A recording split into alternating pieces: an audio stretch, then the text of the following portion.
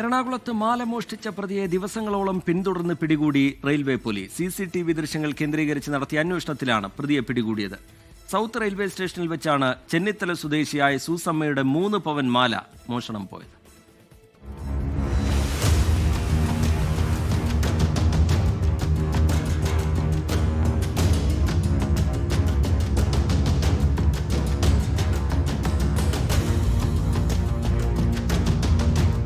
Cinema കഥയ്ക്ക് സമാനമായിരുന്നു railway പോലീസിന്റെ അന്വേഷണം. കഴിഞ്ഞ മാസം 13-ന് എറണാകുളത്തെ ജോലി സ്ഥലത്തു നിന്നും സ്വദേശമായ ചെന്നിത്തലയ്ക്ക് പോകാനായി സൗത്ത് റെയിൽവേ സ്റ്റേഷനിലെ 5-ാം നമ്പർ പ്ലാറ്റ്ഫോമിലെത്തിയപ്പോഴാണ് സഹായിക്കാനെന്ന വ്യാജേനെത്തിയ യുവാവ് പരിചയം നടിച്ച് സൂസമ്മയുടെ 3 പവൻ സ്വർണ്ണമാല മോഷ്ടിച്ചത്. പിന്നാലെ റെയിൽവേ പോലീസിന്റെ സഹായം തേടി.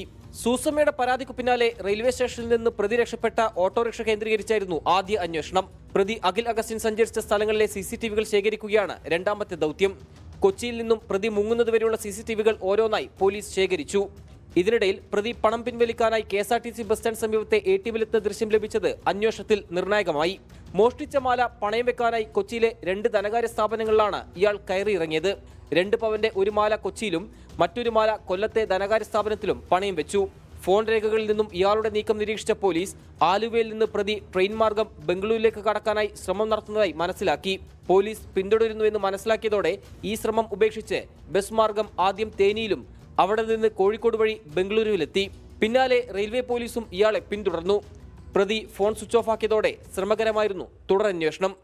ബാംഗ്ലൂർ നടത്തിയ അന്വേഷണത്തിലാണ് ഇയാൾ അവിടെ നിന്ന് നാട്ടിലേക്ക് വരുന്ന വഴി വയറ്റിൽ വെച്ചാണ് ഇയാളെ നമുക്ക് അറസ്റ്റ് ചെയ്യാൻ സാധിച്ചിട്ടുള്ളത്.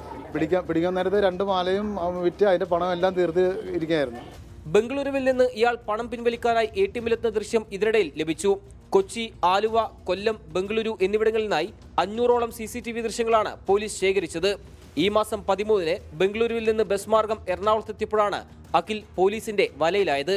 റെയിൽവേ പോലീസ് എന്നെ വിളിച്ച് ചേച്ചി, അത് അവരുടെ റെസ്പെക്ട് ഇതിലാണ് ഇവർ നമ്മളോട് സംസാരിക്കുന്നതും പെരുമാറുന്നതും ഒക്കെ. ഇവനെ എങ്ങനെയൊക്കെ കടന്നു. ഇവൻ്റെ വീട് കൊല്ലമാണെന്ന് പറയുന്നു. ഇനി എന്തെന്ന് പറഞ്ഞാൽ ശരി, ഇവിടുത്തെ പോലീസിൻ്റെ ഇത്ര നമിച്ചാൽ ഇവരുടെ ഒരു സ്നേഹവും സഹകരണമാണ് എനിക്ക് ഇത് കിട്ടാൻ കാരണം. Ernakulam first class judicial magistrate കോടതിയിൽ ഹാജരാക്കിയ പ്രതിയെ 14 ദിവസത്തേക്ക് റിമാൻഡ് ചെയ്തു. 24 കൊച്ചി. ലോകത്തെവിടെയായാലും ഏത് സമയത്തും 24 വാർത്തകളും ഓഗ്മെന്റഡ് റിയാലിറ്റി പാക്കേജുകളും എക്സ്പ്ലെയിനറുകളും വിശദമായി കാണാൻ ഞങ്ങളുടെ YouTube ചാനൽ നിങ്ങൾക്ക് സബ്സ്ക്രൈബ് ചെയ്യാം.